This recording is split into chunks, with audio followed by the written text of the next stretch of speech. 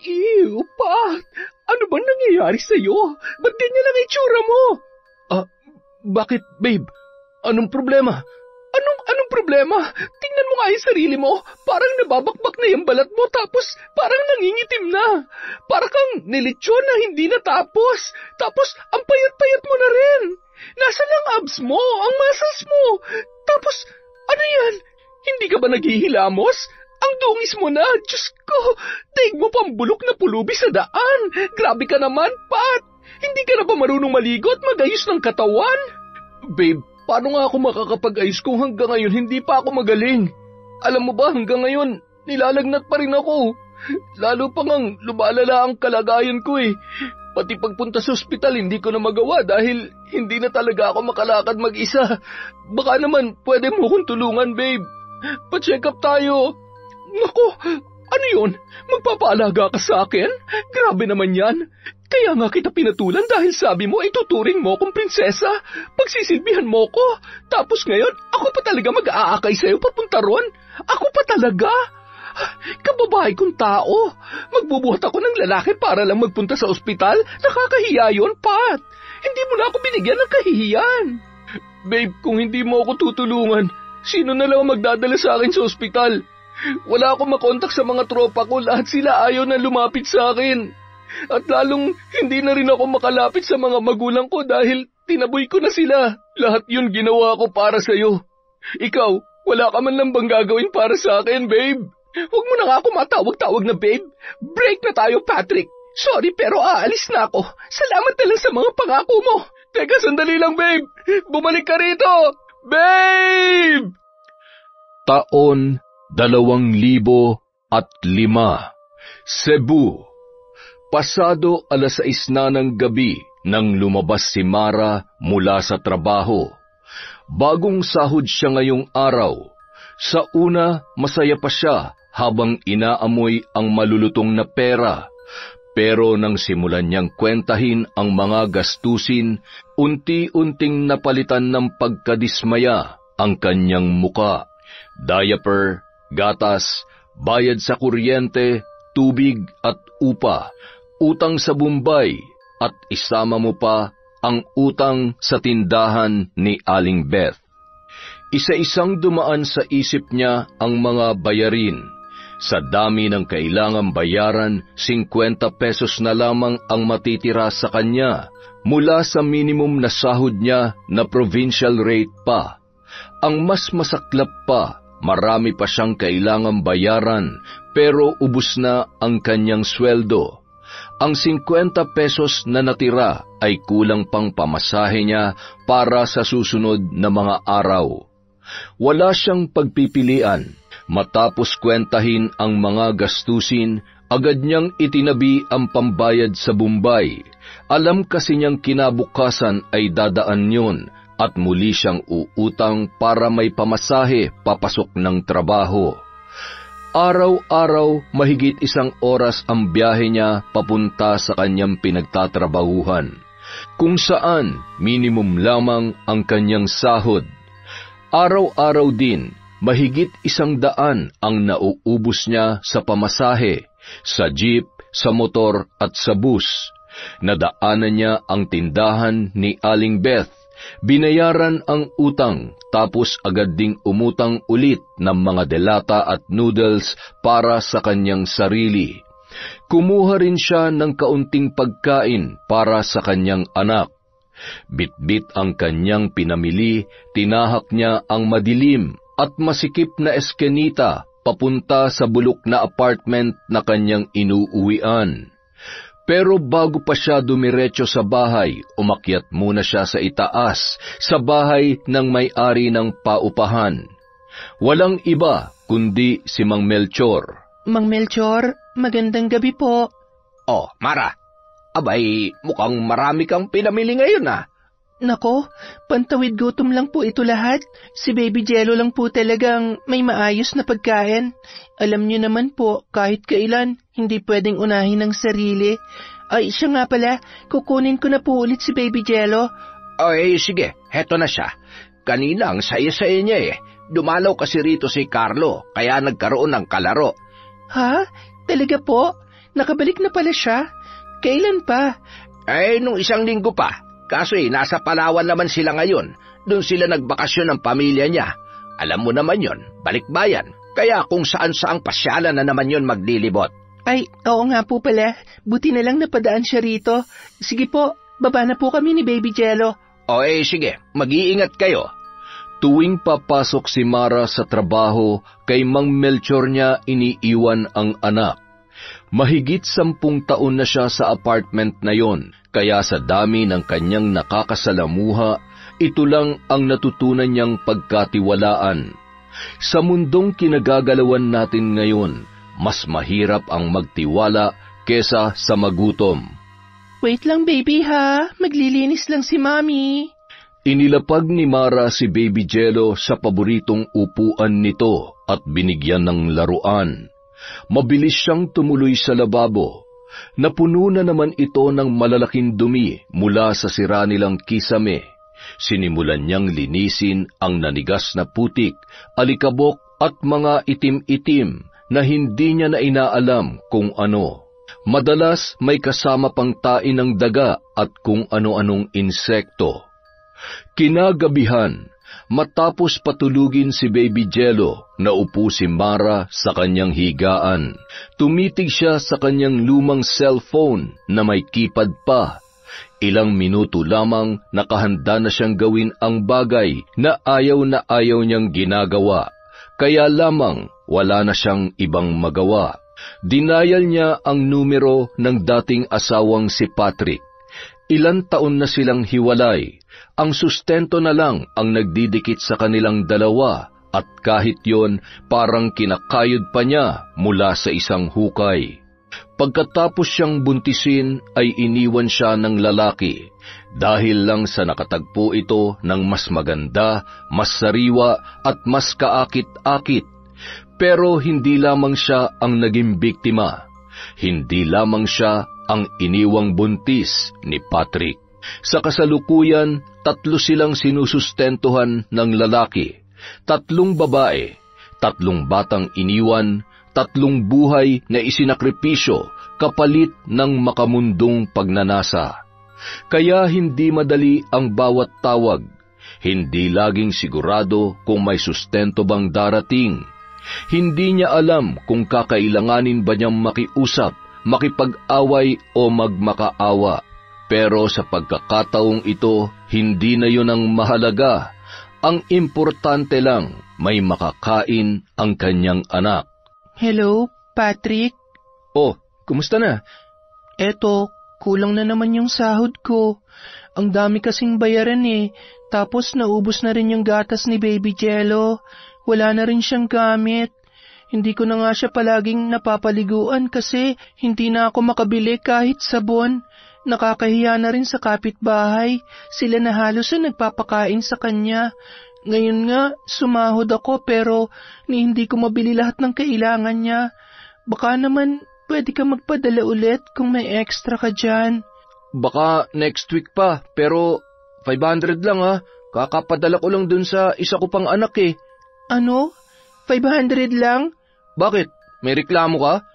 Alam mo ba kung magkano ng mga bilihin ngayon? Subukan mo kayang pumunta sa grocery para malaman mo. Patrick, hindi nakakayanin yan. Para kay Jello pa lang, kulang na. Anong kulang? Kukulangin talaga kung pati ikaw makikihati. Para sa anak ko to, hindi para sa'yo. Bumili ka ng sarili mong pagkain. May trabaho ka naman Baby pa lang yan, hindi pa maraming kinakain yan. Kaya sapat na tong 500. Patrick naman, kahit 800 lang kung gusto mo. Ako nang bahala sa kulang. Sige na naman. Para lang sa anak natin. 500, huling tawad na yon. Pero Patrick... Mara, baka nakakalimutan mo, hindi lang ikaw ang nabuntis ko. May iba pa akong anak. Hindi pwedeng mas malaking ibibigay ko sa'yo. Lahat kayo dapat pantay-pantay. Pantay-pantay? Alam mo bang kulang na kulang yan sa pangangailangan ni Jello? Sa diaper pa lang 250 nang inaabot. Saka online na nga rin lang akong bumibili para mas mura. Tapos, paano naman yung iba niyang kailangan? Yung gatas, vitamins, pulbos. Patrick, hindi lang diaper ang kailangan ng bata. 250? Wag nga ako. Meron namang mas murang diaper sa tindahan Saka, bakit pa kailangan mag-vitamins? Sabi mo nga, pinapakain naman niya ng kapitbahay niyo. O di yun na yun, pasosyal ka kasi masyado eh. Subukan mo kayang ikaw ang bumili ng mga gamit ni Jello para malaman mo. Paulit-ulit na lang to, 500 lang ang kaya ko, kaya yun ang tanggapin mo. Hindi pwede mas malaki ang sayo tapos yung iba, kakarampot lang ang matatanggap. Alam mo naman yan, di ba? Pinag-usapan na natin yan bago pa tayo maghiwalay. Sige na, bahala ka. Pero sana naman wag next week. Mas matagal pa yun kaysa sa paghihintay ko sa'yo nun. Kahit bukas na lang, Patrick. Kailangan na talaga ni Baby Jello. Wala na akong pera ngayon. Next week pa ako mabibigyan ng tita ko. Kaya maghintay ka. Yung iba nga naghihintay. Ikaw lang tong palagi nagmamadali. Tigil-tigilan mo ako, Mara. Wag ako. At bago pa siya makasagot, ibinaba na ni Patrick ang tawag. Para siyang binuhusan ng malamig na tubig. Napatulala na lamang si Mara, hawak ang kanyang cellphone. Napakapit siya ng mariin. Pinigilan ang nagngingilid na luha pero hindi niya na yon kinaya. Bumagsak na lang siya sa isang sulok. Niyakap ang sarili habang iniisip kung paano siya lalaban ulit kinabukasan. Paano siya magpapakatatag kung ang mismong mundo ang nagpapabagsak sa kanya? Kinabukasan, habang break time ni Mara sa trabaho, nag-vibrate ang kanyang cellphone. Nakita niya ang pangalan ng kanyang kapatid. Kabadong-kabado siya na sinagot yon. Hello, Lino? Ate? Bakit? Ano nangyari? Si nanay, sinugod namin sa ospital. Ano? Bakit? Kailan pa? Kanina lang, ate. Ang hina na kasi niya. Ilang linggo na niyang sinasabi na parang lagi siyang pagod. Parang nanghihina yung katawan niya. Tapos kanina, halos hindi na siya makatayo. Kaya dinala namin siya sa ospital. Ay, Diyos ko. Anong ospital? Anong sabi ng doktor? Naka-confine siya, ate. Minomonitor pa. Hindi pa nila alam kung ano talagang sakit niya. Pero, ate, paano pag may reseta na wala kaming panggastos? Siguro naman may pera pa kayo dyan kahit papano. Meron pa naman pero nakahiram lang kami kahapon. Hindi ko alam kung tatagal pa to, ate. Pag may gamot na kailangang bilhin, baka kapusin na kami. Lino, gagawa ako ng paraan. Hahanap ako na mahihiraman. Baka bukas o sa makalawa pa ako makapagpadala. Pero sisiguruhin kung may papadala ko, ha? Wala na rin kasi akong pera ngayon eh. Yung sahod ko ubos na sa utang, sa bayarin, sa gatas at diaper ni Baby Jello. Pati pamasahe ko inutang ko na lang. Pero gagawa ako ng paraan, ha? Ate, salamat ha. Pasensya na. Ang bigat na naman ng sitwasyon natin. Huwag mong isipin yon. Si nanay mo nang intindihin natin. Gusto mo ba siya makausap, ate? Kising na ba siya? Hindi pa eh. Kagabi, halos hindi siya makatulog. Buti nga ngayon, mahimbing ang tulog niya eh. Sige, huwag mo na muna siyang gisingin. Basta alagaan niyo siya, ha? Tatawagan kita agad kapag nakahiram na ako. Sige, ate. Maraming salamat, ha? Napabuntong hininga si Mara matapos ibaba ang tawag. Parang lalong bumigat ang kanyang pakiramdam. Kulang na nga ang kanyang kita para sa sarili niyang anak. Ngayon may isa pa siyang kailangang alalayan. Pero hindi niya pwedeng pabayaan ang kanyang ina. Kahit anong mangyari, gagawa siya ng paraan. Wilfred, busy ka ba? Hindi naman, Mara. Bakit? Pwede ba kitang makausap sandali? Sige. Sandali lang, ha? Ano yun? Pasensya na sa abala, ha? Ikaw lang kasing malalapitan ko rito, eh. Sinugod kasi sa ospital ang nanay ko. Ang problema, ubos na yung sinahod ko kahapon dahil sa dami ng bayarin. Kailangan ko sana ng pera para may padala sa kanila. Panggastos nila sa ospital, tapos pambili na rin ng mga gamot na inireseta ng doktor. Manghihiram sana ulit ako kung meron ka pang extra dyan. Tamang-tama. Kababayad lang sa akin ng kliyente ko kanina. Sige. Magkano bang kailangan mo? Siguro kahit Mga 10,000. Sa private hospital kasi na-confine ng nanay ko eh. Siguradong medyo malaki ang gastos nila ron. Sige, okay lang. Ibibigay ko mamaya bago tayo umuwi. Salamat talaga. Pasensya ka na. Kinabukasan, holiday kaya walang pasok si Mara. Dahil sa pangangailangan, nagdesisyon siyang puntahan ang kaibigang si Efren. Hoy, Mara, buti napadaan ka. Ano atin? Hindi na ako magpapaligoy-ligoy pa, Efren. May malaki akong problema. Ano naman yan? Sabi mo lang. Na-ospital si nanay. Kailangan namin ng pera para sa gastos sa ospital. Baka naman may tutulong ka. Si Aling Nelia? Ano raw ang nangyari? Matagal na siya nangihina pero nitong huli, halos hindi na siya makatayo. Kanina lang, lumala kaya isinugod siya sa ospital. Hanggang ngayon, hindi pa rin alam ng mga doktor kung ano talaga ang sakit niya. Ang dami pang kailangang tests, kaya lalo ako nag-aalala. Alam mo naman pag ospital, walang murang bayarin.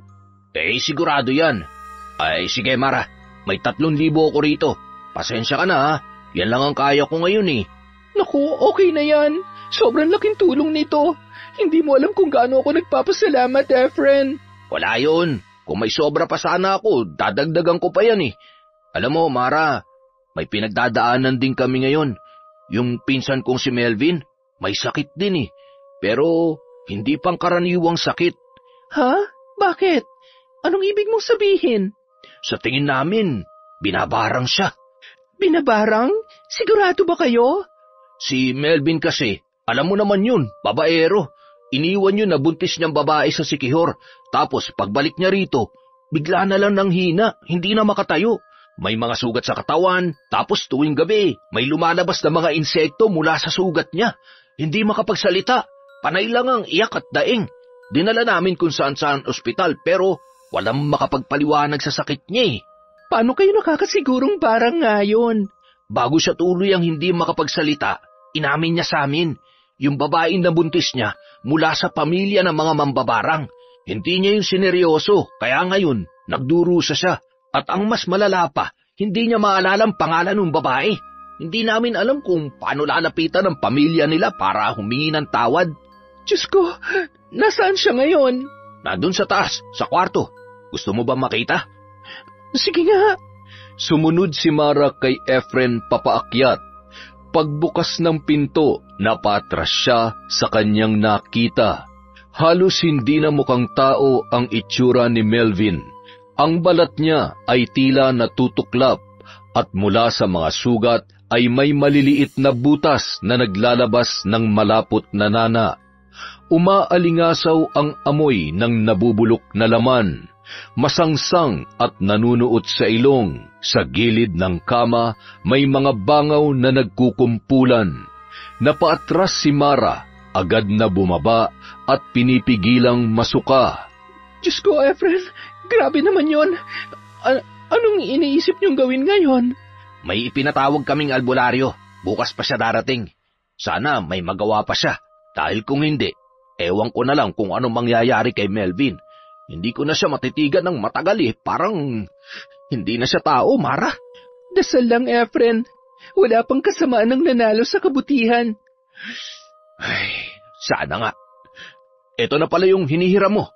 Pasensya na ulit, ha? Maraming salamat, ha. Kapag medyo nakabawi ako, ikaw ang una kong babayaran. Wag mong intindihin yun. Walang anuman. Sana gumaling din si Aling Nelia. Ay, nako. Di bali nang walang pera basta wala na magkakasakit sa pamilya. Ang hirap, Efren. Kinabukasan, pagkatapos ipadala ni Mara sa money remittance ang pera, agad niyang tinawagan ang kapatid. Tinext ko na yung control number sa'yo. Kunin mo na lang sa Palawan. Salamat ate ha. Tamang-tama, nagsabi yung doktor kanina na kailangan daw muna siyang malaboratory bago mabigyan ng tamang gamot para sa kanya. Hindi pa raw kasi nila matumbok kung saan nagmumula yung sakit niya eh. Sige, ikaw nang bahala.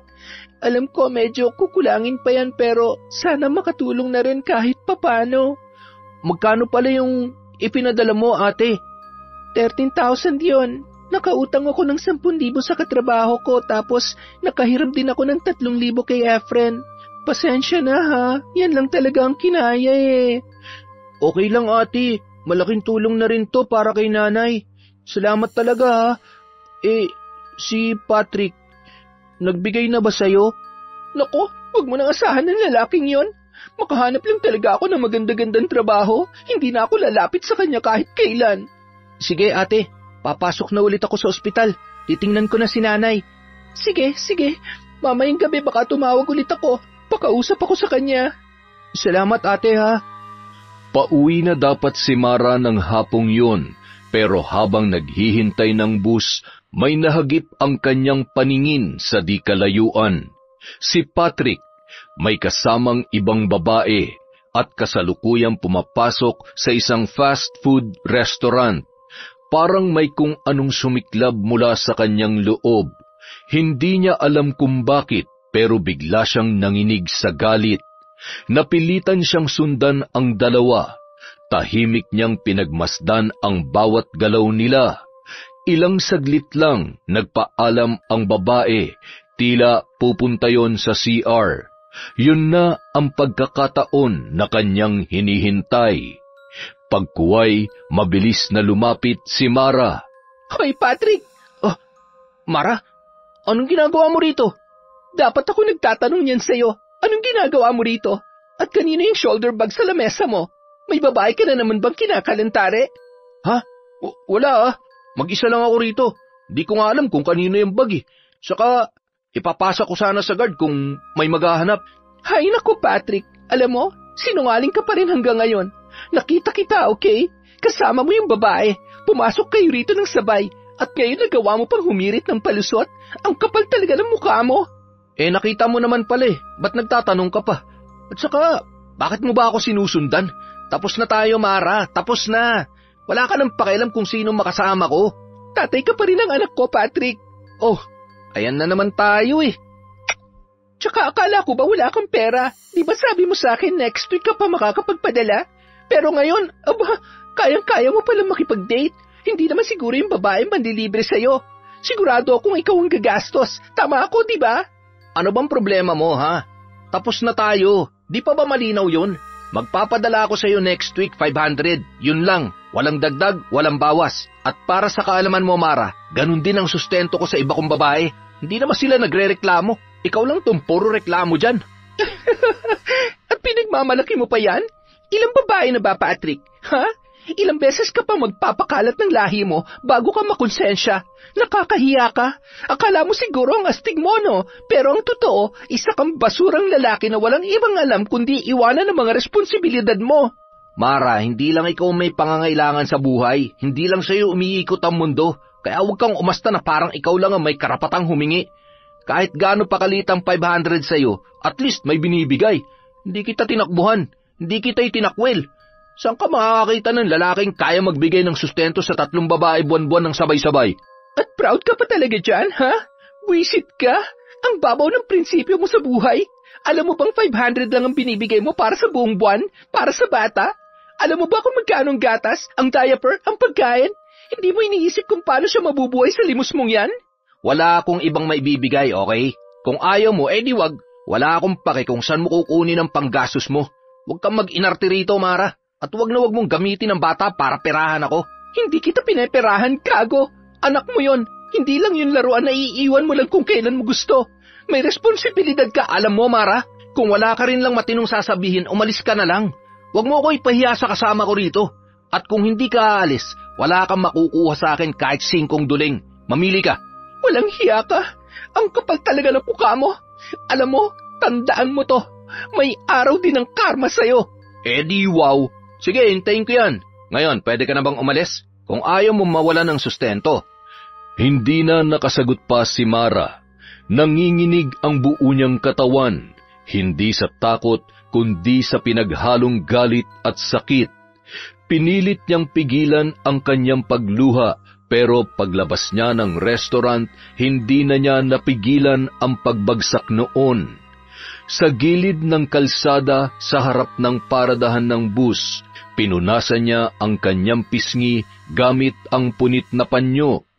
Ngunit alam niyang wala yung silbi dahil ang sugat na iniwan ni Patrick hindi basta-basta mabubura. Pag-uwi niya ng gabing yon, kausap niya si Mang Melchor sa kanyang bahay. Dumalaw ito sa kanila nang malamang sinugod sa ospital ang kanyang ina. Totoo yan. Hindi kasi talaga makakapagbigay ng gamot ang doktor hanggat hindi natutumbok ang sakit ng nanay mo. Kaya kailangan talaga ang mga lab test na yan. Kaya nga po lalo nga akong namumroblema ngayon kasi lahat ng mga nahiram kong pera para lang sa pansamantala nilang panggastos. Ang inaalala ko pa, paano kung matumbok na nila ang sakit ni nanay? Paano kung hindi pala basta-basta na sakit yon at mangangailangan ng malaki-laking gamutan? Hindi ko na po talaga alam kung saan ako kukuha ng pera. Yung sinasahod ko bilang clerk, sobrang liit lang. Madalas nga kulang pa yon para sa anak ko, pero syempre hindi ko rin pwedeng pabayaan ng nanay ko. Grabe talaga tong problema namin. Nagkasabay-sabay pa. Sinabi mo pa. Alam mo, kung wala lang din kaming problema ngayon ng asawa ko makakapagbigay din sana ako sa inyo ng malaki. Kaya lang, itong 5,000 lang muna ang kaya kong ibigay. Medyo humihina na kasi yung pwesto namin sa palengke. Tapos, marami na rin sa mga umuupang nag-aalisan. Kaya pati kami namumroblema na rin ngayon sa pera. Naku, malaking tulong na po ito sa amin, Mang Melchor. Maraming salamat po talaga. Ano nang balak mong gawin ngayon? Siguro po susubukan ko maghanap ng ibang trabaho. Mag-a-apply ako sa bayan kapag day off ko. Susubukan ko rin pumasok sa mga call center. Siguradong mas malaki ang sasahurin ko doon. Tama ka naman dyan. Kaso, iba-iba ang oras sa call center. Yung anak ko nga, 6 na buwan lang ang tinagal doon. At ngayon ay nagtsatsaga na lang sa pagiging dishwasher sa isang restaurant. Wala rin naman po akong magagawa kundi ang magtyaga. Kung hindi ko gagawin to, lalo akong walang maibibigay sa nanay ko. Bahala na po. Sana lang talaga malampasan na namin to. Magdasal ka lang lagi, Iha. Kaya nyo yan. Salamat po, Mang Melchor. Kinabukasan, magkasama ulit sina Wilfred at Mara sa break time. Kumakain habang nag-uusap. Grabe naman yung ex mo. Ang galing lang sa kama pero sablay sa responsibilidad. Hindi man lang kaya magpakatatay. Ano bang mabibili ng 500 pesos sa panahon ngayon? Akala niya nasa 80s pa tayo. Kung makikita ko lang yon, sapak talaga aabutin sa akin nun. Sinabi mo pa, ang mas masakit, nahuli ko pa silang dalawa ng bago niyang babae kahapon. Kumakain sa restaurant. Maliit na halaga na nga lang ang hinihingi ko, pero mas inuna pa niyang gastusin yung babae kaysa sa anak niya. Hindi ko na alam kung may natitira pa ba siyang konsensya. Alam mo, buti pa ipabarang mo yung hayop na yun, para maturuan ng leksyon. Madalas yung mga nagkakasakit ng malala, biglang bumabait May kakilala akong mambabarang. Kung gusto mo, ilalapit kita. Ano ka ba? Ayokong umabot sa ganyan. Ang gusto ko lang ngayon, makahanap na mas malaking sahod, lalo na't kailangan ng nanay ko. So, ibig sabihin, alis ka na rito? Depende kung may tatanggap agad sa akin, pero hindi rin naman ganun kalayo yung ina-applyan ko, kaya pwede pa rin naman tayo magkita ni na Suzy. Sige. Good luck sa paghahanap mo ng trabaho, ha? Sana makahanap ka agad. At yung utang mo, bayaran mo na lang pag maluwag ka na. Unahin mo muna yung ibang mas malaki ang halaga. Ako makakapaghintay naman ako kahit kailan. Salamat talaga, Wilfred, ha? Ang swerte ng girlfriend mo sa'yo. Sana hindi kayo matulad sa amin ni Patrick. Wag lang talaga kami magtagpo ng gagong yun, kundi uuwi yun na may black eye. Makalipas ang ilang araw, bumalik si Mara sa trabaho. Nakita siya ni Wilfred na tulala habang kumakain. Kaya nilapitan siya nito. O Mara, kumusta ang pag-apply mo? Mukhang wala. Bakit? May in-applyan akong accounting officer, sakto sa course ko. Pero sa initial interview pa lang, mukhang hindi na ako pasado. Paano mo naman nasabi? Tinanong ako ng HR kung anong ginagawa ko outside of work. Sinabi ko yung totoo. Single mom ako, may inaalaga ang bata. Tapos nung tanungin kung ano pang motivation ko, ang sagot ko, may sakit ang nanay ko kaya kailangan ko magdoble kayod. Tapos bigla na lang niya akong tinanong, paano ka nakakasigurong magtatagal ka sa company namin kung single mom ka at may nanay pang may sakit? Kesyo yung dati raw nilang empleyadong katulad kong sitwasyon, hindi nagtagal. Palaging absent dahil sa anak, tapos laging nagdedemand ng dagdag na sahod. Parang pinapalabas niyang hindi rin ako tatagal eh. Ang unfair naman nun. Kaya nga, kaya mukhang magtatagal pa ako dito. Wala akong choice. Bakit kasi hindi mo nalang tanggapin yung sinasabi ko? Yung kakilala naming matandang mambabarang, pero hindi lang siya basta mambabarang. Mayaman din yun. Alam mo ba, nagpapautang siya ng walang interes. Wala ring deadline sa bayad. Tapos, parang nangangailangan yata siya ng maid ngayon. Maid? Wilfred naman. Alam mo namang may anak akong inaalagaan. Hindi ako pwedeng stay in. Ay nako, bakit hindi mo muna siya puntahan? Wala namang mawawala kung susubukan mo.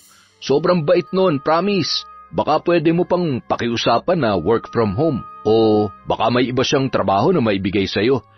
Bahala na. Baka sa next day off ko na siya pupuntahan. Sige, ite-text ko sa'yo ang address niya. Doña Valmora ang pangalan niya. Mabait yun, sigurado ako. Makalipas ang ilang linggo, lumabas na ang resulta ng lab tests ng nanay ni Mara. May nakita raw na bara sa puso nito, kaya inirekomenda ng doktor ang maraming gamot. Ngunit kung hindi raw makuha sa gamutan, kinakailangan itong operahan sa puso. Lalo tuloy na problema si Mara. Hindi lang 100,000 ang kakailanganin niya. Milyon ang pinag-uusapan. Saan siya kukuha ng ganoong kalaking halaga? Ilang araw siyang halos hindi makatulog dahil sa kakaisip. Sa huli, napagpasyahan niyang sundin ang mungkahi ni Wilfred, ang lumapit kay Doña Valmora. Wala na siyang ibang mapagkukunan. Ang tanging hiling niya ay maging maayos ang magiging resulta ng pagpunta niya roon. Kinuha niya ang kanyang cellphone at muling tiningnan ang address na binigay ni Wilfred. Dahil wala siyang pasok nung araw na yon, nagpasya siyang puntahan ang matanda. Nang makita niya si Doña Valmora ng personal, bahagya siyang nagulat. Sa mga litratong ipinakita ni Wilfred, mukhang masungit yon. Ngunit ngayon, habang nakaupo siya sa malambot na sofa at kinakausap ng matanda, napagtanto niyang hindi naman pala ito nakakatakot tulad ng kanyang inaakala. Magaan ang boses noon at sa kabila ng kulubot nitong muka, marunong pala itong ngumiti. Unti-unting nawala ang kaba sa dibdib ni Mara. Pasensya ka na't hindi pa kami nakakapaglinis, kaya medyo magulo pa ang paligid. Naku, hindi na po kailangan yon, madam. Maraming salamat po. Ano nga palang maipaglilingkod ko sa iyo, iha? Yun nga po. Nirekomenda po kayo sa akin ng kaibigan ko, si Wilfred. Katrabaho ko rin po siya sa isang maliit na grocery store. Clerk po ako ron, habang siya naman ay nasa production. Si Wilfred. Kilala ko nga ang binatang yon. Isang nanay niya sa mga natulungan ko noon. Nabanggit nga rin niya po yun sa akin. Kaya po ako nandito. Nagbabaka sakali rin po ako. Walang problema, iha. Sabihin mo lamang kung paano kita matutulungan. Yung nanay ko po kasi may sakit po sa puso. Kasalukuyan po siyang ginagamot pero kulang po talagang pera namin. Sa dami po ng nireresetang gamot at mga kailangang bayaran, mukhang mapapagastos kami ng malaki. Minimum lang po ang sahod ko at sa anak ko pa lang ay kulang na kulang po yun. Kailangan ko po ng malaking halaga para maipagamot ng maayos ang nanay ko para hindi po umabot sa operasyon. Naiintindihan ko. Ang ibig bang sabihin nito ay single mom ka rin? Opo, madam. Alam ko ang hirap ng pagiging single mother. Isa sa mga kasambahay ko rito, single mom din. Pero sa kasamaang palad, namatay ang asawa niya nung nakaraang buwan lang. Kinailangan niyang umuwi sa probinsya para may mag-alaga sa anak niya. Minungkahi kung dito na lamang sila tumira, pero nahihiya raw siya. Hindi ko na siya pinilit pa. Pagkaalis niya ay ibinigay ko pa rin ang lahat ng benepisyo niya para makasigurong maayos ang buhay nila roon. Napakaswerte niya naman po pala sa inyo. Nako, ako ang mas maswerte sa kanila. Bihira ako makatagpo ng mga tapat at mababait na kasambahay. Kahit pa mag-iwan ako ng 1,000,000 sa mesa at mawala ng ilang buwan, pagbalik ko nandoon pa rin yon. Walang labis, walang kulang. Kaya naman sinusuklian ko rin na maayos na sweldo at benepisyo ang kanilang katapatan. Napakabait niyo naman po pala. Napakalayo sa mga naririnig ko dati tungkol sa inyo. Alam ko rin naman yan. Marami na sigurong nagsabi sa'yo na isa akong mambabarang. Parang ganun na nga po. Pasensya na po kayo, madam. Alam mo, Iha, hindi ako basta-basta nambabarang. Ginagawa ko lang yun sa mga taong may matinding kasalanan sa akin at sa pamilya ko. Hindi ko pinaparusahan ang sino mang ang kasalanan ay kaya pang patawarin. Pero higit sa lahat, ginagamit ko ang kakayahan kong iyon para protektahan ang mga kasambahay ko laban sa mga kamag-anak nilang handang manira ng buhay nang dahil lamang sa inggit. Naiintindihan ko po, madam. Hindi ko lang po talaga gamay ang ganitong bagay dahil Katoliko po ako. Pero nirerespeto ko po ang dahilan niyo sa paggamit ng kapangyarihan. Siya nga pala, Iha. Pakibigay mo sa akin ang lahat ng reseta at medical findings ng nanay mo. Gusto kong matiyak na makuha niya ang tamang lunas. Hindi lang perang may tutulong ko. May mga kakilala rin akong may koneksyon sa malalaking ospital. Maaari natin siyang ilipat para mas matutukan ang kanyang kalagayan. Naku, madam, maraming salamat po. Napakalaking tulong po nito sa amin. Wala yun, Iha. Nabanggit mo rin pala na nagtatrabaho ka sa isang grocery store, hindi ba? Opo, madam. Alam kong mahirap ang sitwasyon mo, pero kung gusto mo, pwede kitang tanggapin bilang isang kasambahay dito. At pagdating sa anak mo, walang problema kung isasama mo siya. Dito sa mansyon, may kanya-kanyang kwarto ang mga kasambahay ko, maluluwag pa. 3 sa kanila, may mga anak na nandito na. Yung isa nga ay sanggol pa lamang. Kaya hindi mo na kailangan mag-alala. Kumpleto kayo sa pagkain, gamit, benepisyo, lahat-lahat. Talaga po? Naku, madam, maraming salamat po. Interesado po ako, pero kailangan ko muna magpaalam sa boss ko at mag-render ng kahit 2 linggo. Sa dami ng umaalis, halos ako na lang ang gumagawa ng lahat ng trabaho doon. Hindi ako pwedeng basta umalis nang walang kapalit. Naiintindihan kita, Iha. Ayusin mo na muna ang lahat. Maraming salamat po sa pangunawa. Alam mo ba, matagal na kitang hinihintay na pumunta rito. Ano po? Matagal ka nang ikinukwento sa akin ni Wilfred. Kahit nung wala pang sakit ang nanay mo, madalas niyang banggitin na may best friend siya sa trabaho. Mabait, maganda at responsable. Lagi kang nasa kwento niya, pati mga masasayang tagpo ninyo. Nasabi niya rin sa akin ang tungkol sa asawa mo. Tama ba ako? Opo. Ang dami niya na palang naikwento sa inyo. Huwag kang mag-alala. Madaldal nga yung lalaking yon, pero wala siyang sinabing masama tungkol sa'yo. Puro magaganda lamang, puro papuri. Kaya nga matagal ko nang gustong makilala ka, para matulungan ka sa problema mo, lalo na tungkol sa iyong asawa. Maraming salamat po talaga, madam. Pero kung may kinalaman po ito sa pagpaparusa sa kanya gamit ang barang, pasensya na po, pero hindi ko po yata kaya. Ayoko masangkot sa ganyang bagay. Tapat po ako sa pananampalataya ko. Naiintindihan kita, Iha. Hindi kita pipilitin. Pero minsan, kailangan mong bawasan ng sobrang kabaitan. Minsan, yan ang nagiging ugat ng pinakamasakit na pangyayari sa ating buhay. Ano po? Alam mo ba, pareho tayo ng pinagdaanan.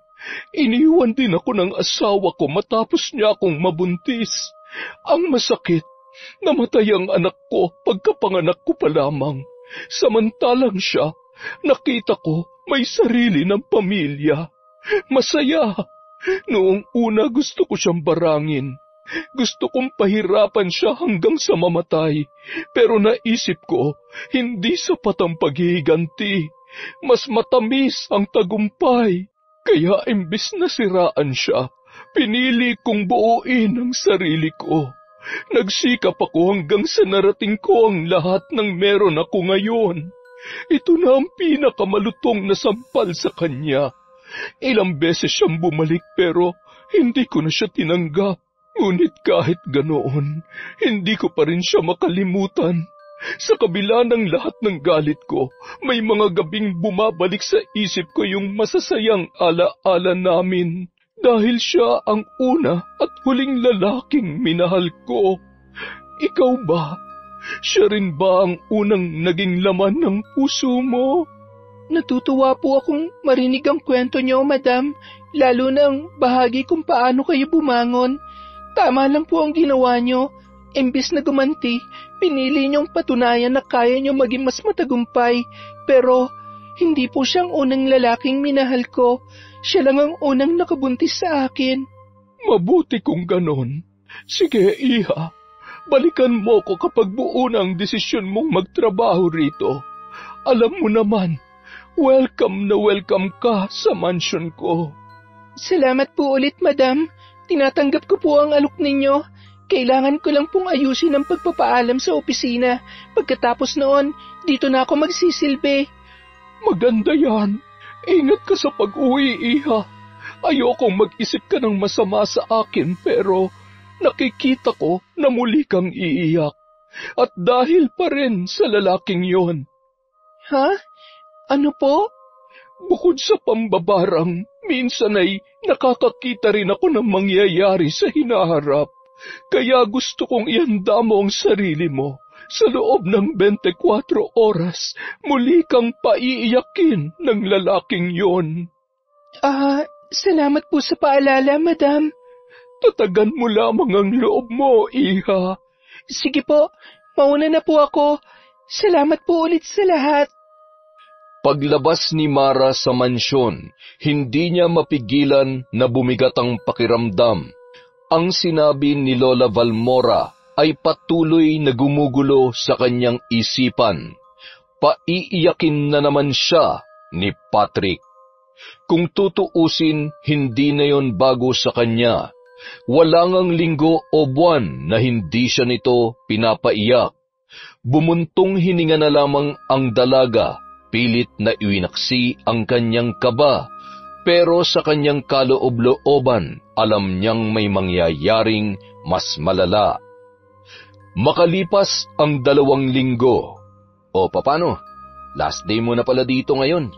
Good luck sa pagpasok mo kay Doña Valmora, ha? Sabi ko na sa'yo madali ka lang matatanggap dun. Di hamak na mas matinong magbigay ng pasahod si Doña Valmora kesa sa minimum wage job natin gaya rito. Salamat sa pagre-rekomenda sa akin, Wilfred, Kahit papano, medyo nakaluwag-luwag ako ngayon. Mula nung tinanggap ko yung kontrata, binigyan niya na ako agad ng advance payment. Kaya naman, nabayaran ko na lahat ng pinagkakautangan ko. Tapos, yung sa nanay ko, nailipat na rin namin sa malaking ospital at kasalukuyan na siyang ginagamot ngayon. Hindi pa man ako nag-uumpisa sa mansyon niya. Medyo gumiginhawa na agad ang buhay ko. Sabi ko naman sa'yo mabait talagang Donya sa mga katulong niya. So, paano yan? Mamayang pag-uwi, dun ka na didiretso? Siyempre, hindi pa. Naglaan lang ako ng 2 araw para asikasuhin yung dapat pang asikasuhin sa apartment ko. Pagkatapos nun, dun ako magsastay sa mansyon. Uuwi na lang siguro ako tuwing Sabado at Linggo para maglinis at inspeksyonin yung bahay. Okay, sige. Good luck. At sana rin magtuloy-tuloy ng swerte mo sa buhay. Nang sumunod na araw, nagsimula na si Mara sa mansyon. Hindi naman naging mabigat ang trabaho niya roon. Sa hardin siya naka-assign sa umaga, tutulong sa pagluluto sa tanghali, naglilinis ng ilang parte ng bahay sa hapon. Pagkatapos ay pahinga na siya sa gabi. Hindi lahat ng gawaing bahay ay inaako niya. Dahil marami silang katulong doon, pinaghahati-hatian nila yon. Kaya kahit magkakasama sila sa iisang bahay, hindi pare-pareho ang oras ng kanilang pahinga. Dahil doon, hindi pagod ang lahat. Dahil bawat isa sa kanila ay may kanya-kanyang toka na ina-assign. Isang araw, pinatawag si Mara ni Doña Valmora sa silid nito. Akala niya'y may ipapagawa lang ang matanda.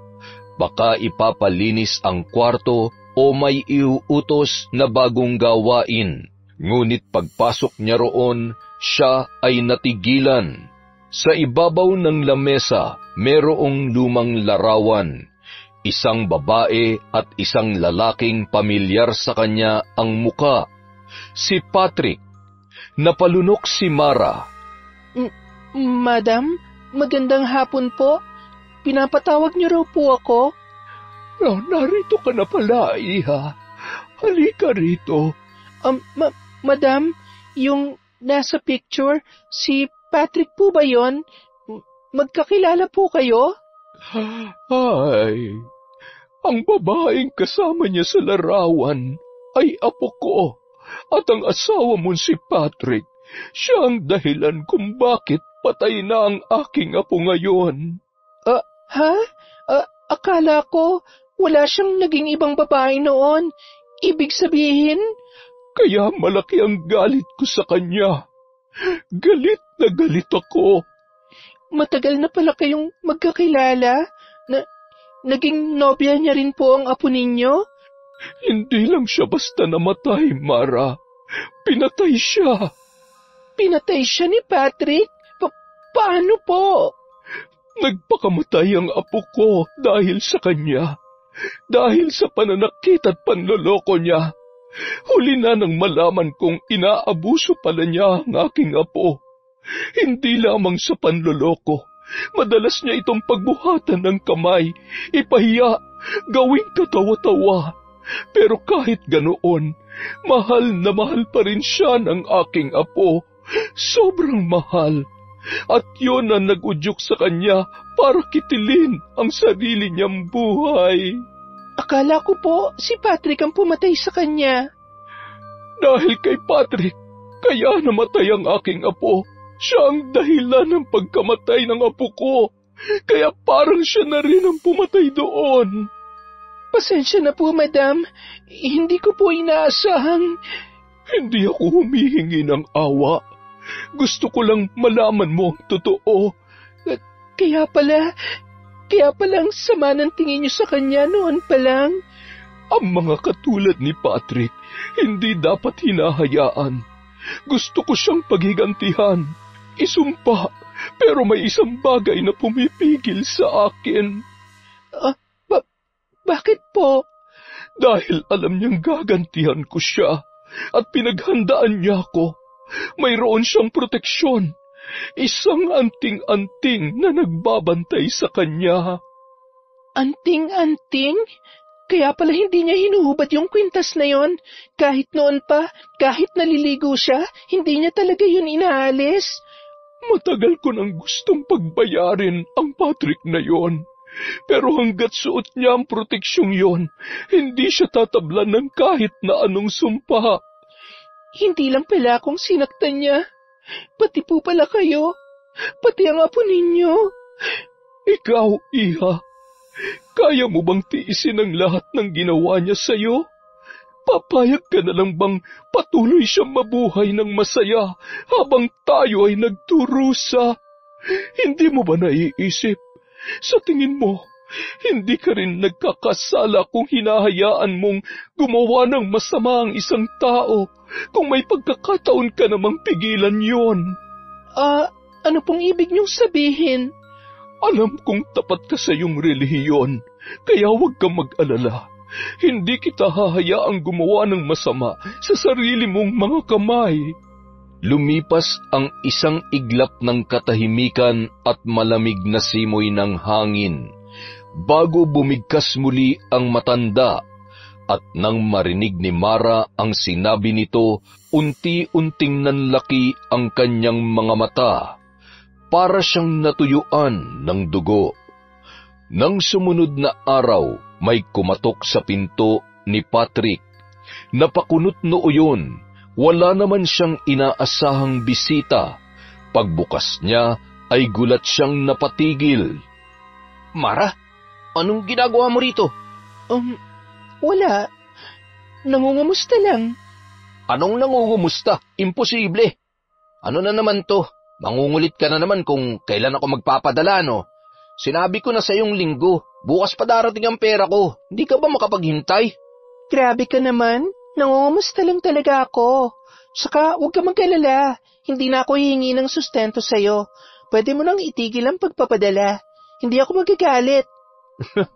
We, ikaw pa.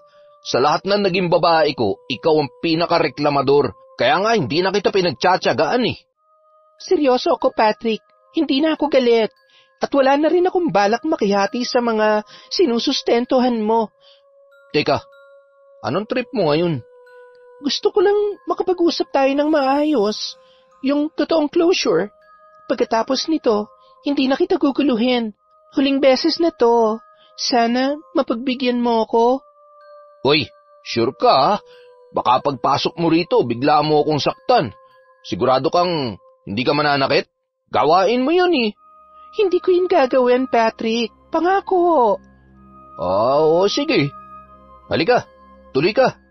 Pagkapasok ni Mara, diretso siyang naupo sa sofa. Tahimik na sumunod si Patrick, pero halatang hindi mapakali. Ano ba talagang gusto mong pag-usapan? Gusto ko lang malaman, minahal mo ba ako kahit minsan? Ha? Saan naman ang galing yan? Nung tayo pa, nung wala pa tayong problema.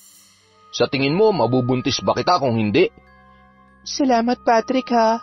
Salamat kahit papano. Minahal mo rin pala ako.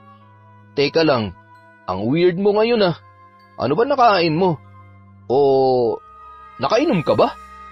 Masama bang mangumusta sa taong minahal mo noon? Pero kasi hindi ka ganyan, Mara eh. Hindi ka naman basta sumusuko. Ano ba talagang pinaplano mo? Gusto ko lang na maayos na closure. Ngayon lang, Patrick. Huling-huli na talaga. Naku, Mara ha. Alam mong madali akong matukso.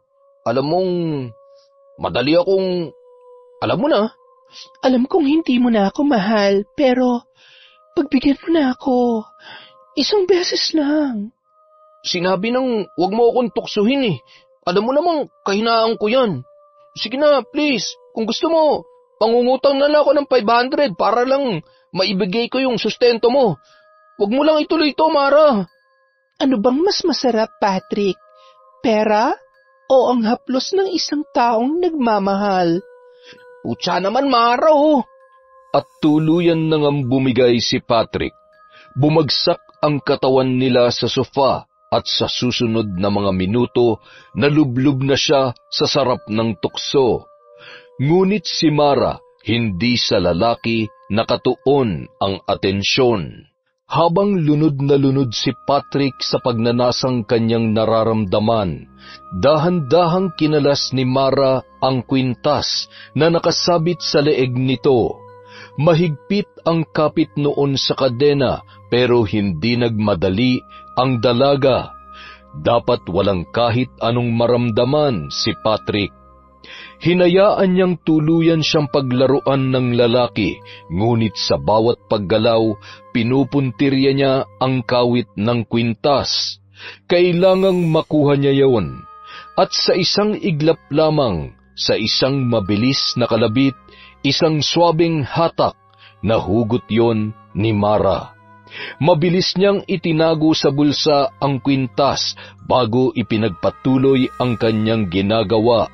Tila walang nangyari habang umiinit ang eksena. Makalipas ang mahigit kalahating oras. Oh, tapos ka na? Lagpas ng ilang minuto yun ha. Siguro naman, solve ka na ngayon. Hindi mo na ako guguluhin? Oo, Patrick. Hindi na ako manggugulo. pasensya na ulit sa konting abala ha, pero sana nag-enjoy ka rin kahit papano. Ano ka ba? Kahit naman may iba na ako, aaminin ko na masarap ka pa rin naman. O sige, malapit nang dumating yung jowa ko eh. Baka makita pa tayo rito. Basta bukas, ipapadala ko pa rin yung 500 para naman hindi mo ko konsensyahin. Salamat kung ganon. Sige Patrick, aalis na ako. Ingat ka na lang. Okay, salamat din. Ingat sila sa'yo. Pagka-uwi ni Mara sa mansyon, agad niyang pinuntahan si Lola Valmora sa kwarto nito. Naabutan niya yung nakaharap sa salamin at nagsusuklay. Tila may pupuntahan. Oh, Mara, paalis pa lamang ako. Buti at nakauwi ka na. Madam, dala ko na po ang pinapakuha ninyo. Heto na po yung kwintas na sinasabi nyo. Ha? Tama, magaling. Salamat, Mara, at pinagbigyan mo ako sa aking pabor. Huwag ka mag-alala, hindi ka madadamay rito. Magtiwala ka lamang sa akin. Napatango na lamang si Mara kahit ang totoo, medyo labag ng kaunti sa loob niya ang kanyang ginawa. Pero dahil ayaw niyang madismaya ang kanyang amo, ginawa niya na lang din yun. Saka medyo napaisip din siya sa mga sinabi ng matanda sa kanya, lalo na sa ginawa ni Patrick sa apo nito. Naisip niya ring dapat pagbayaran ng lalaki ang kasalanan noon. Isang gabi, naghahanda si Patrick para sa date nila ng kanyang jowa. Kakapaligo pa lamang noon at ngayoy nakatapis ng tuwalya habang nakatayo sa harap ng lababo. Sinimulan niyang magsipilyo at pilit na inaayos ang sarili bago umalis. Sa kalagitnaan ng kanyang pagsisipilyo, biglang may naramdaman siyang kakaiba.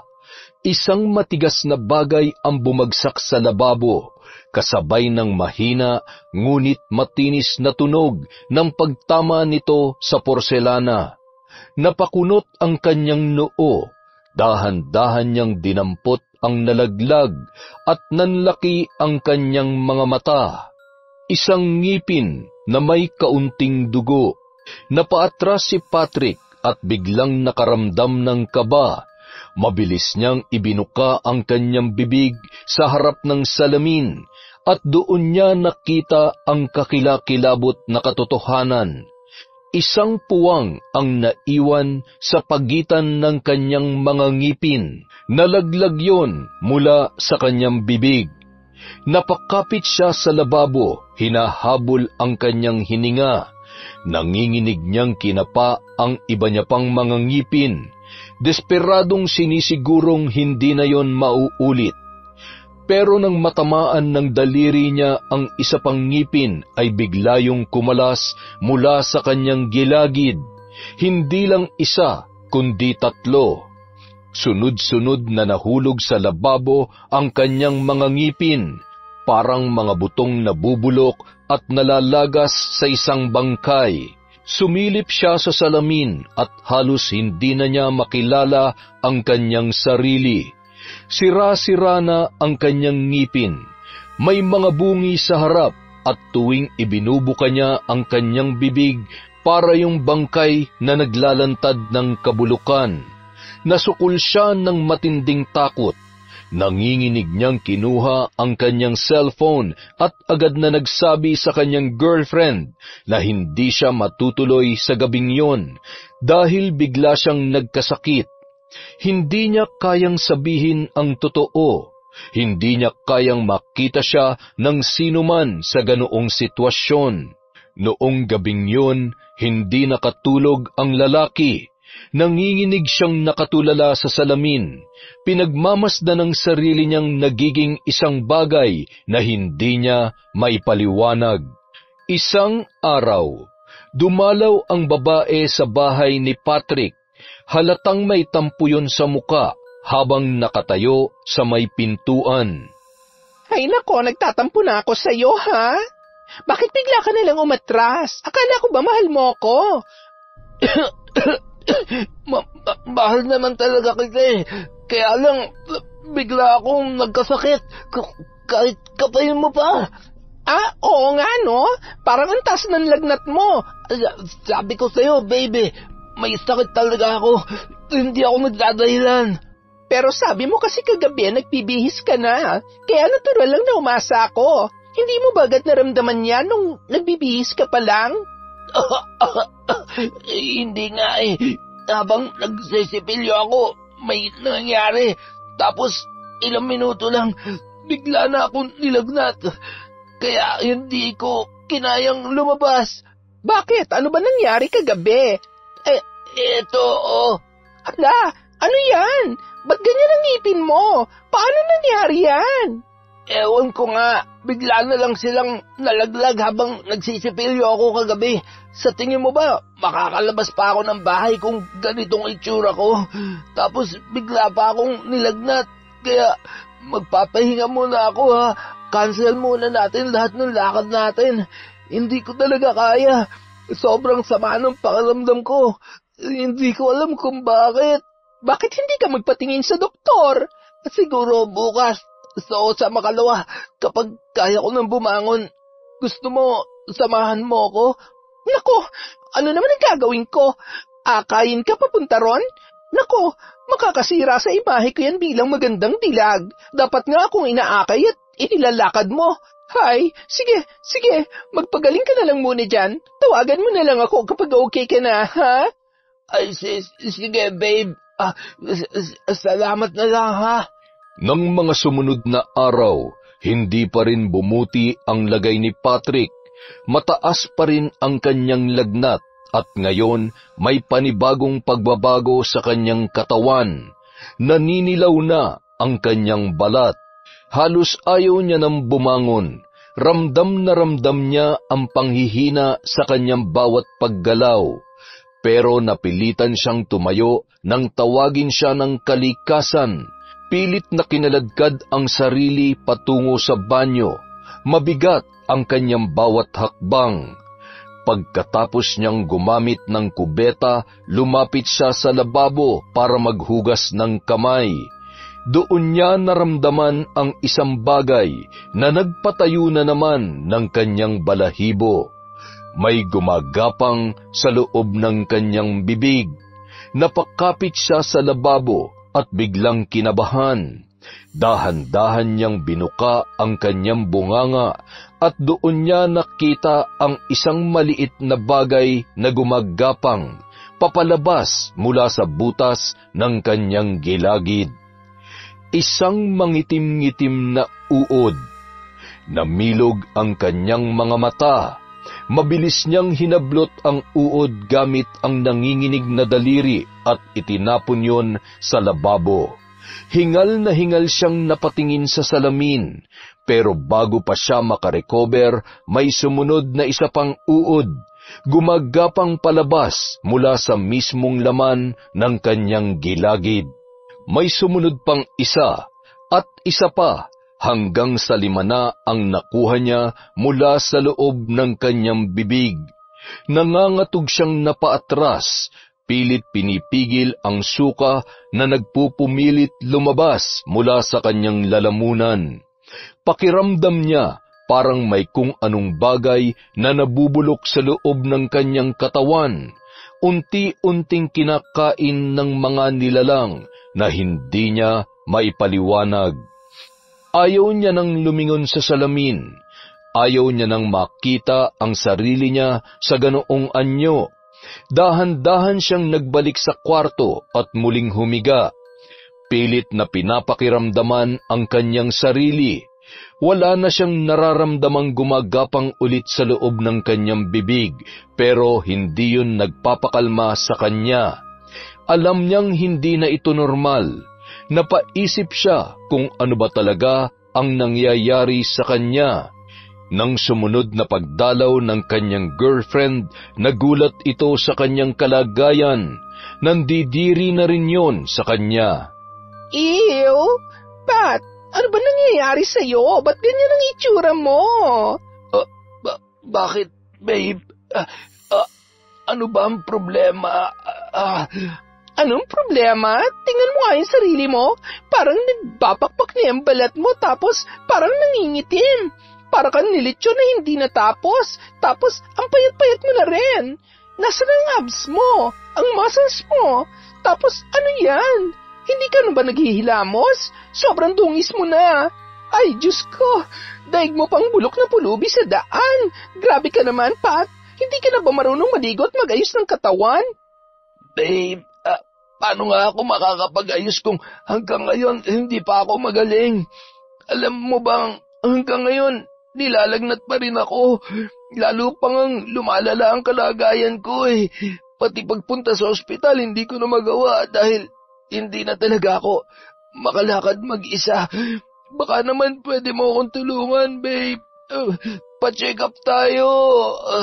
Nako, ano yon? Magpapaalaga ka ba sa akin? Grabe naman yan. Kaya nga kita pinatulan dahil sabi mo, ituturing mo akong prinsesa. Pagsisilbihan mo ako. Tapos ngayon, ako pa talaga mag-aangakay sa'yo papunta ron. Ako pa talaga? Hay, kababae kong tao, magbubuhat ako ng lalaki para lang magpunta sa ospital? Nakakahiya yon, Pat. Hindi mo na ako binigyan ng kahihiyan.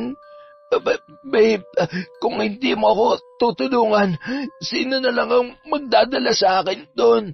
Wala na akong makontak sa mga tropa ko. Lahat sila ayaw na lumapit sa akin. At lalong hindi na rin ako makakalapit sa mga magulang ko dahil tinaboy ko na sila. Naglayas ako sa amin para lang sa'yo, para makasama kita. Tapos pati asawa ko, iniwan ko rin para lamang sa'yo kahit may anak kami. Lahat yun ginawa ko para sa'yo. Eh ikaw, wala ka man lang bang gagawin para sa akin? Hala, kung makapag-demand naman to. Hoy, tatanungin mo ba talaga ako ng ganyan? Hindi ka ba kinikilabutan sa sinasabi mo? Ako, babae, magsasakripisyo para sa isang lalaki? Walang ganoon. Dapat nga kayong mga lalaki ang laging nagbibigay at nagsisilbi sa amin eh. Kung hindi mo rin pala ako mapagsisilbihan, ano pang silbi mo sa akin? Anong ibig mong sabihin? Babe, iiwan mo na ako. Huwag mo na nga ako matawag-tawag na babe. Break na tayo, Patrick. Ayoko magkaroon ng jowang alagain. Masisira pang skin ko pag hinawakan ko yung balat mo. Sorry pero aalis na ako. Salamat na lang sa mga pangako mo. Babe, teka lang. Bakit ka sumusuko agad? Akala ko ba tayo na habang buhay? Nangako ka rin sa akin. Nangako ka. Huwag kang umalis. Babe, bumalik ka rito. Ngunit mula noon, hindi na nagpakita pa sa kanya ang babae. Kahit isa sa mga tropa niya, sa mga kakilala, pati sa mga kapitbahay, wala man lamang dumalaw kay Patrick.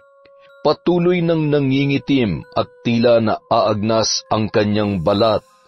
Ang mga gilagid naman niya ay pinamamahayan na ng mga uod.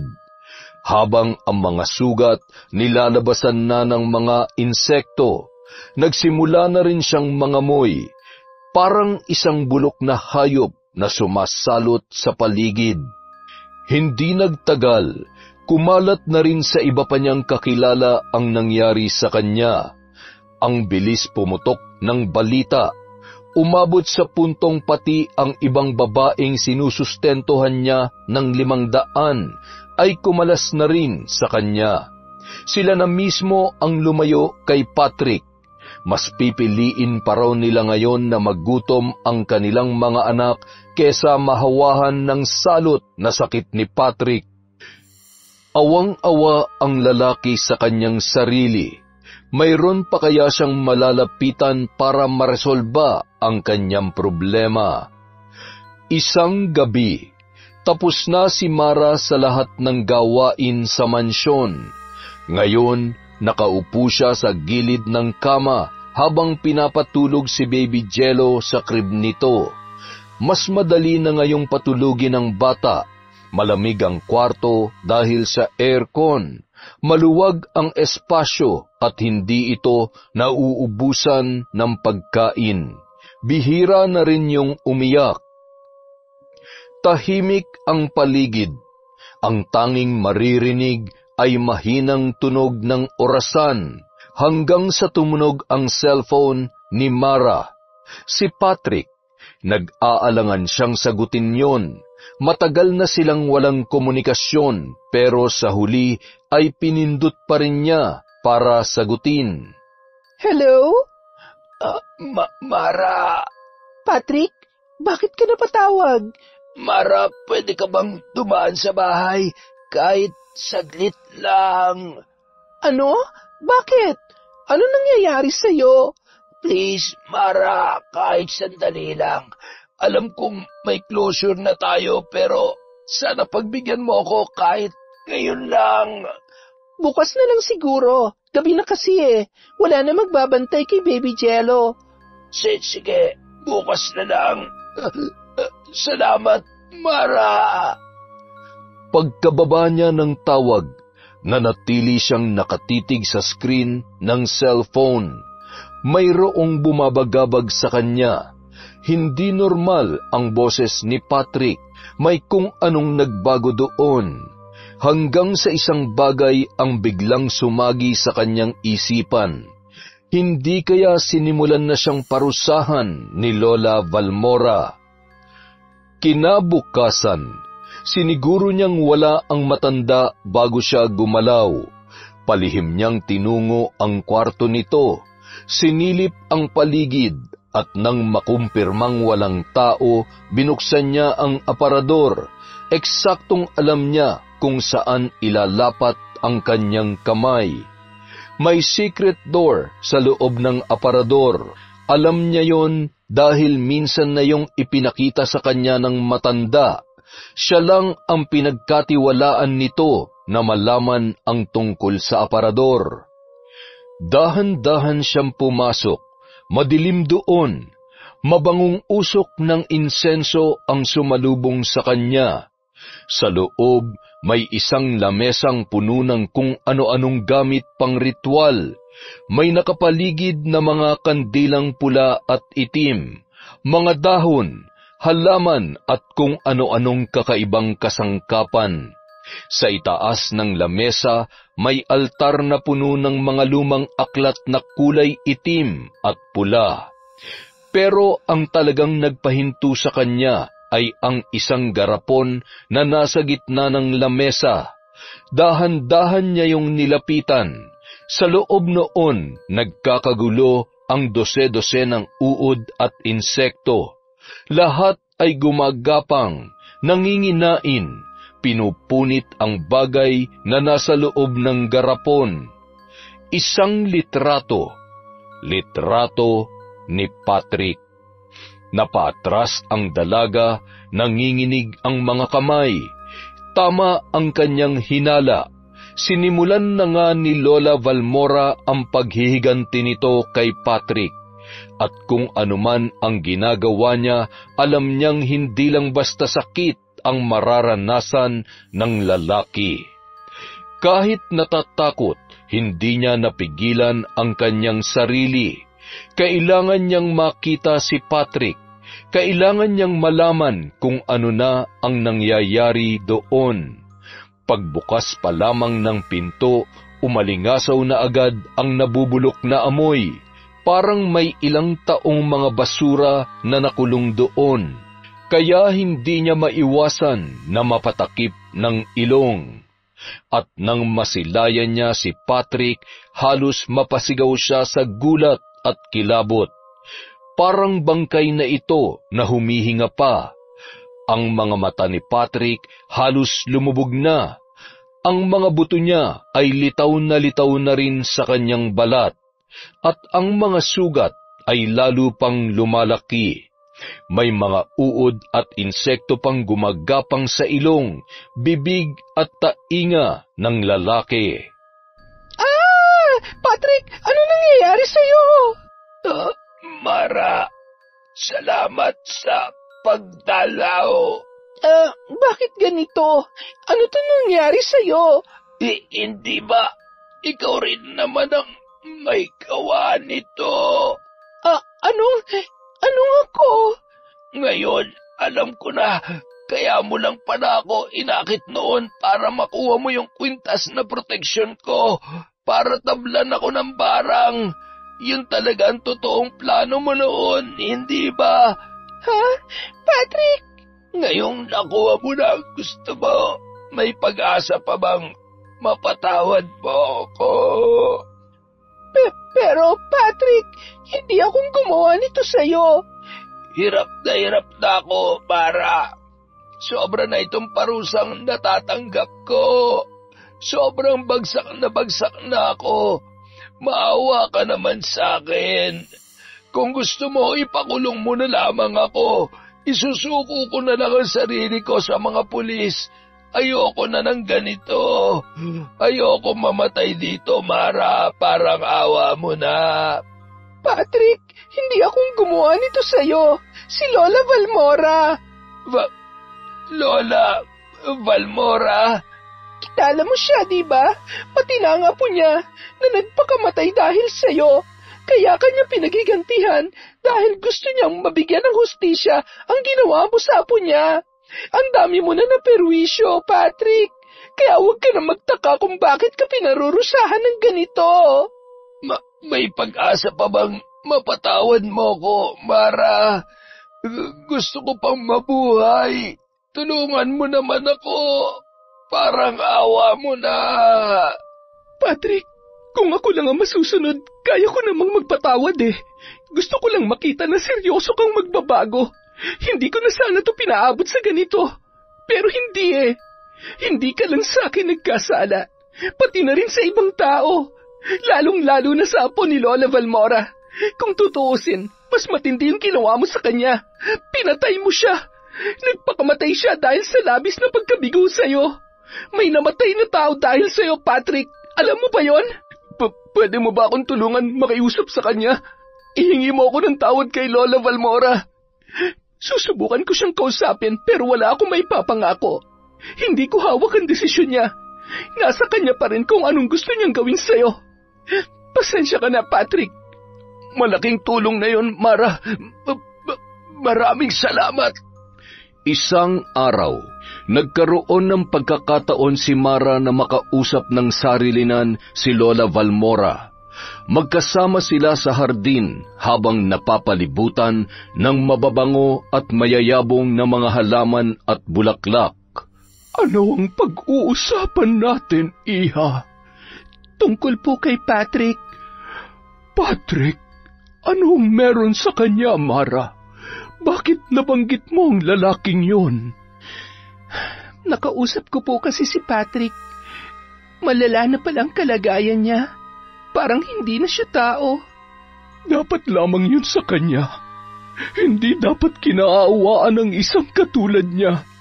Pero, Madam, gusto raw po niya kayong makausap. Tutal, nagdurusa na rin naman po siya ngayon. Baka pwede nating pagbigyan. Wala naman sigurong masama kung makikipagkita kayo sa kanya para magkausap din kayo ng personal. Ano naman ang pag-uusapan namin? Siguradong wala rin niyang ibang sasabihin kundi ang paghingi ng tawad. Pasensya na pero hindi ko kayang ibigay yon. Buhay ng apo ko ang nawala, kaya buhay rin ang kapalit. Pero Madam, hindi rin po kaya ng konsensya ko na makita siya nagkakaganon.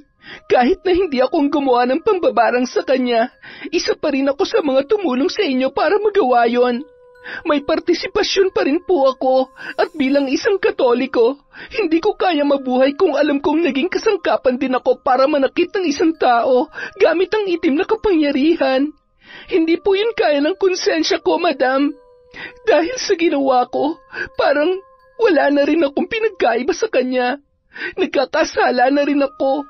Sabi nga nila, ang labis na paghihiganti ay isa pa ring kasalanan. Kaya sana maintindihan niyo ako, Madam. Parusahan niyo na lang si Patrick sa ibang paraan. Huwag na po yung ganito. Lalo pong hindi kakayanin ng konsensya ko kapag tuluyan siyang binawian ng buhay sa sakit niya. Hindi ko po yun kaya, Madam. Mahaba-haba ang pag-uusap na naganap. Pero sa huli, pinagbigyan siya ni Lola Valmora. Kaya naman ng sumunod na araw, dinalaw nila si Patrick sa bahay nito. Isinama niya doon ang matanda. Pagkapasok ni Mara sa loob ng silid, agad siyang lumabas muli upang bigyan ng pagkakataon sina Patrick at Lola Balmora para mag-usap. Sa loob ng silid na yun, nanginginig si Patrick habang nakahiga sa kama. Halos hindi na niya maigalaw ang kanyang katawan. Tila may kung anong pumipigil sa lalaki. Pawis na pawis kahit malamig ang buong paligid. Sa sulok ng kwarto, nakatayo si Lola Balmora, titig na titig sa nakahigang binata. Ano ang pakiramdam, Patrick? Anong pakiramdam na unti-unti ka nang kinakain ng sumpa? Dito mismo sa sarili mong kama. Ilang babae na bang dinala mo rito, ha? Ilan na ang pinaiyak mo, kabilang ang aking apo? Lola, alam ko pong malaki ang kasalanan ko. Alam ko pong kahit ilang beses akong humingi ng tawad, hindi na may babalik ang apo ninyo. Pero maawa na po kayo sa akin. Hindi ko na po kayang tiisin to. Bigyan niyo po ako ng isang pagkakataon. Babaguhin ko na ang buhay ko. Hindi na po ako manloloko. Hindi ko na lalaruin ang damdamin ng kahit na sinong babae. Aayusin ko na po ang sarili ko, Lola. At bakit ko namang gagawin yon? Sa tingin mo, may pakialam ako sa ibang babae? Dahil alam ko pong may pakialam kayo, Lola. Hindi lamang po sa apo ninyo, kundi sa lahat ng mahal nyo sa buhay. Alam kong may puso pa rin po kayo. At saka, malaking kasalanan din po sa Diyos ang ginagawa ninyo. Diyos? Wala akong Diyos, Patrick. Mabait lamang ako pero wala akong sinasambang poon.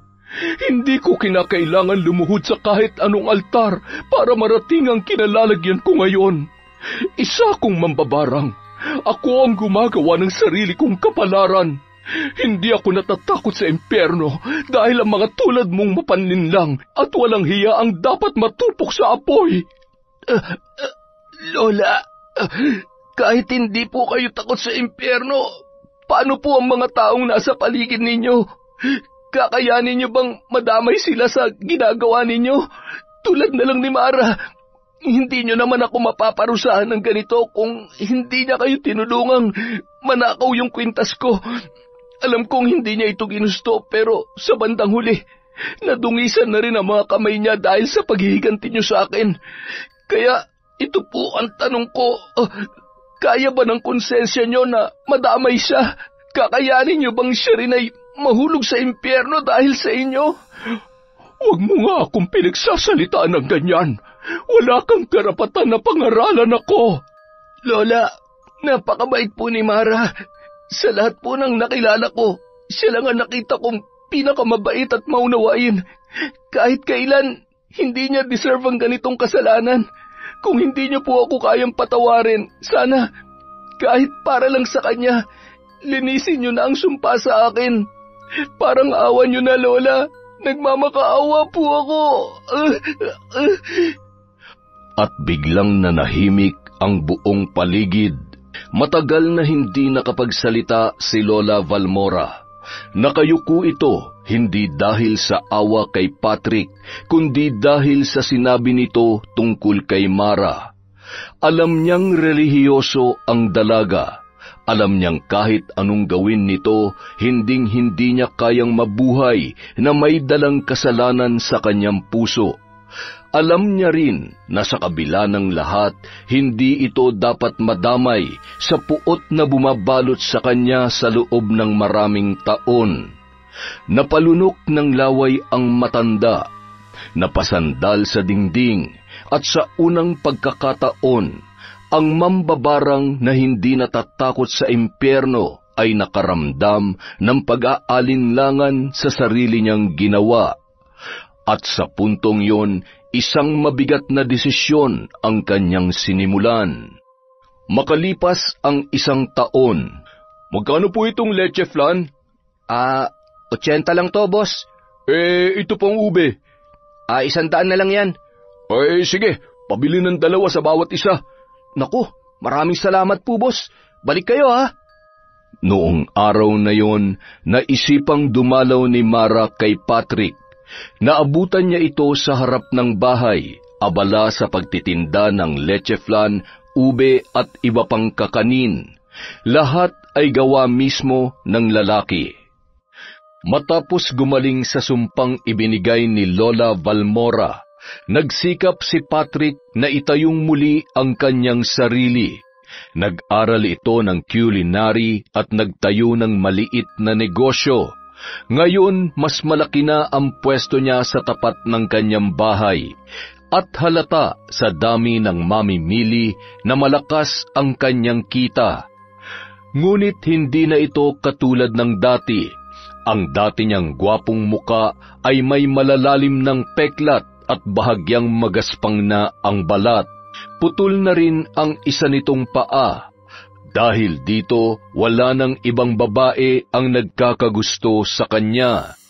Tinanggal ni Lola Valmora ang barang na sumira sa kanyang katawan, ngunit nag-iwan yon ng isang permanenteng kapansanan. Gayunpaman, hindi yon naging hadlang para kay Patrick. Kita sa kilos niya na determinado siyang baguhin ang kanyang buhay. Patrick! Oh, Mara, buti na padalaw ka. Halika, ito na pala yung order mo. Hiniwalay ko na kasi alam kong darating ka ngayon. Salamat ha, ang laki na pala ng pwesto mo.